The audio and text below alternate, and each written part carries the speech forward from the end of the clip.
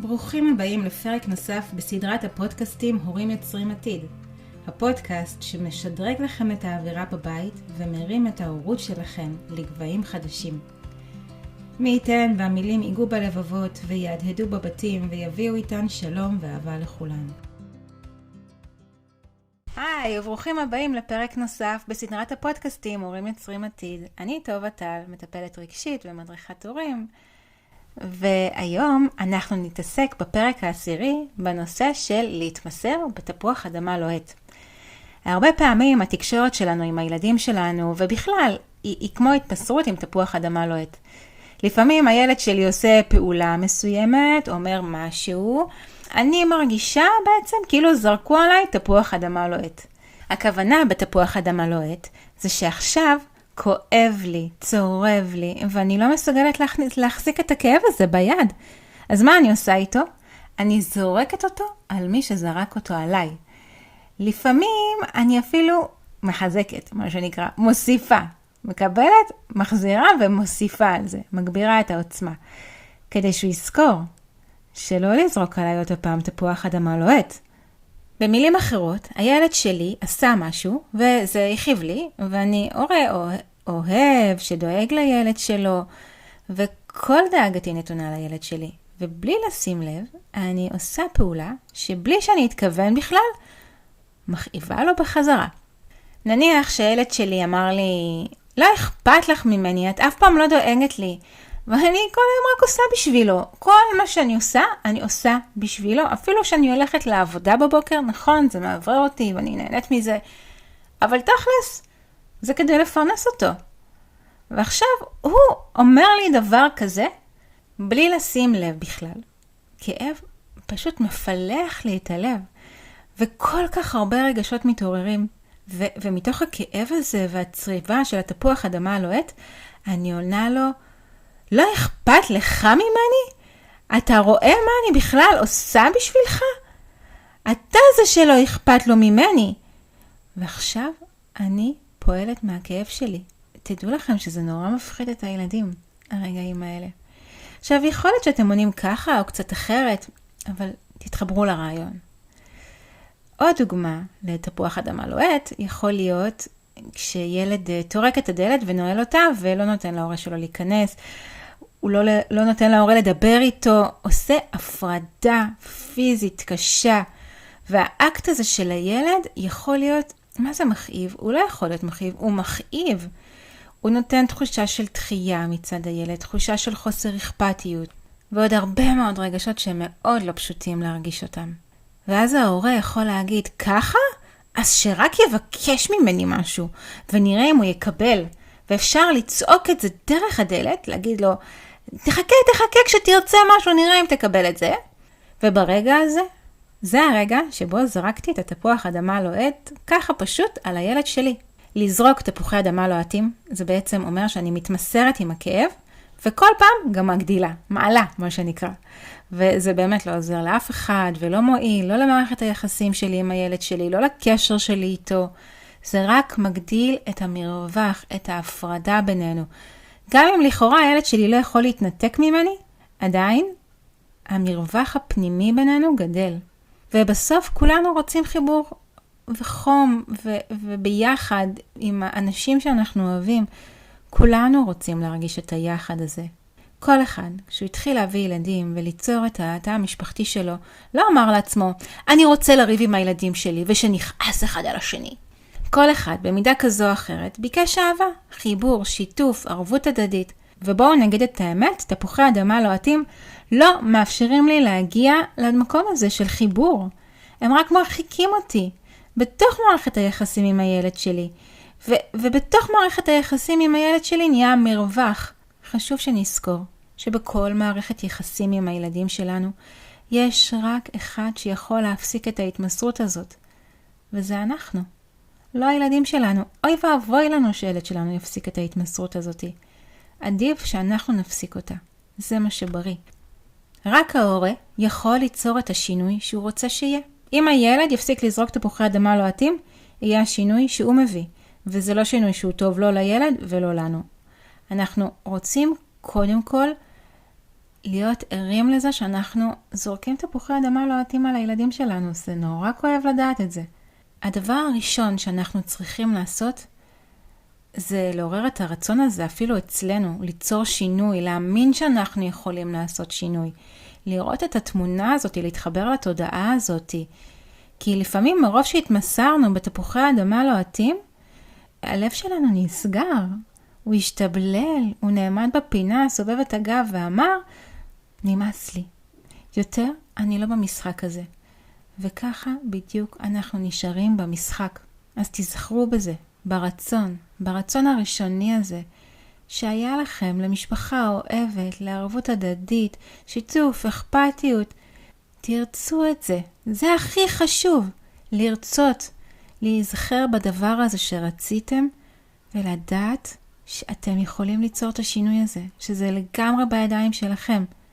בלי הרצון הער הזה והאמונה, שזה לגמרי יכול להתקיים, יהיה לנו ממש קשה לעבור אפילו מילימטר מהמצב הזה ולהתקדם למצב אחר. עכשיו, ממש תראו את התמונה הזאת מול העיניים שלכם.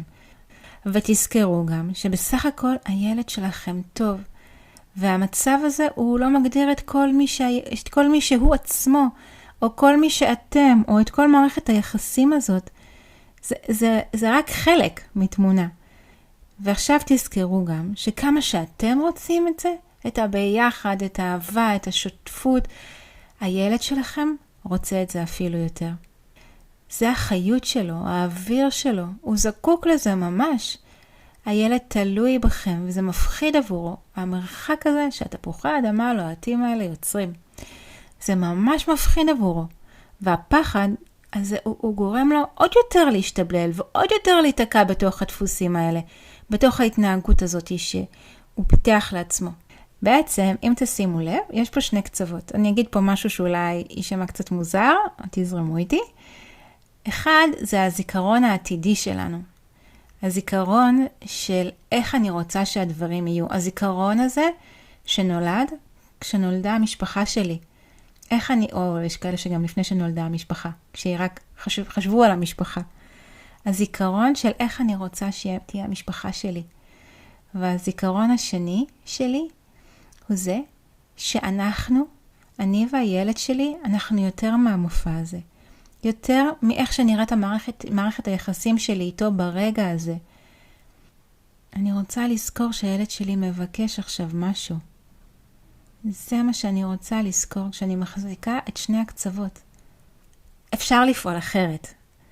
אני יכולה, כשזורקים עליי תפוח אדמה לוהט, לעצור רגע מהתגובה האוטומטית שלי, הטבעית, יש לומר, של לזרוק אותו חזק בחזרה. אני יכולה להניח את תפוח האדמה הלוהט הזה על האדמה, ולזכור שהילד שלי זורק עליי את הכאב שלו, כדי שאני אראה אותו, לא כדי שאני אראה את עצמי. הוא זורק עליי תפוח אדמה כדי לבקש ממני עזרה.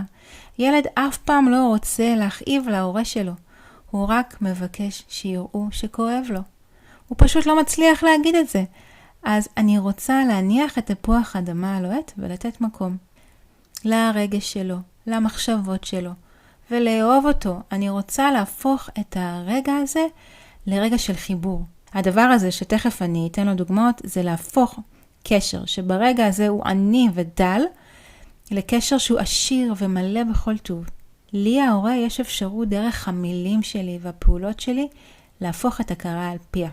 להפוך אותה לגמרי וליצור מציאות חדשה. כשזריקת תפוחי אדמה לוהטים היא דרך החיים שכבר מתרחשת זמן מה בבית, ייקח לילד זמן גם להאמין לכם ולסמוך עליכם שאכן לא תזרקו עליו עוד הפעם תפוחי אדמה לוהטים. ויכול להיות גם שעדיין אני אזרוק עליו מדי פעם תפוחי אדמה לוהטים, כי אני רק בן אדם וגם לי כואב. ואותו ילד שצעק עליי שאני מטומטמת ולא אכפת לי ממנו, אם אני רק לרגע אניח את תפוח האדמה הלוהט ואומר לו, אני יכולה להבין שזה מה שאתה מרגיש, או תודה שאתה משתף אותי בתחושות שלך, או כל אמירה אחרת שאומרת, יש לך מקום בעולם שלי. אני רואה אותך, אני מקשיבה לך, אני נותנת מקום לנוכחות שלך. כל פעולה כזו מקרבת את הילד שלי אליי, פותחת את הלב, מאפשרת למרווח הזה שנוצר בינינו להצטמצם.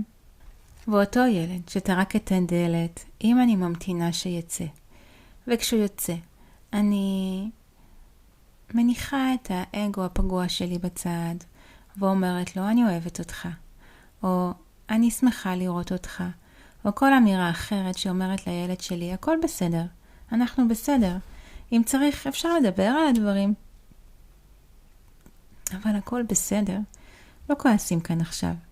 אז הילד שלי פחות יצטרך לטרוק את הדלת כדי לברוח ממני. הוא יוכל לבחור לפתוח את הדלתות של הלב שלו ולהתקרב. כי כשהוא סוגר את הדלת של החדר, הוא סוגר את הדלת של הלב. וזה אנחנו לא רוצים שיהיה. לזרוק תפוחי אדמה לוהטים לא עוזר אף פעם. זו תגובה אינסטינקטיבית, הישרדותית, שהשורש שלה בכאב. אין בה שום אסטרטגיה ושום הובלה לעתיד טוב יותר. לכן, זה הזמן ללמוד לזהות מתי הגבנו מהכאב, מהעלבון, ולבחור בפעם הבאה לא לפעול מהמקום הזה, להניח את תפוח האדמה הלוהט, ולפעול ממקום של אהבה, שמבין שהילד שלי בסך הכל מנסה להגיד לי משהו. תודה לכם שהקשבתם לעוד פרק בסדרת הפודקאסטים שלי. אני כל כך שמחה ואחר כך כשאני מסתכלת בהאזנות לראות שיש אנשים שמאזינים.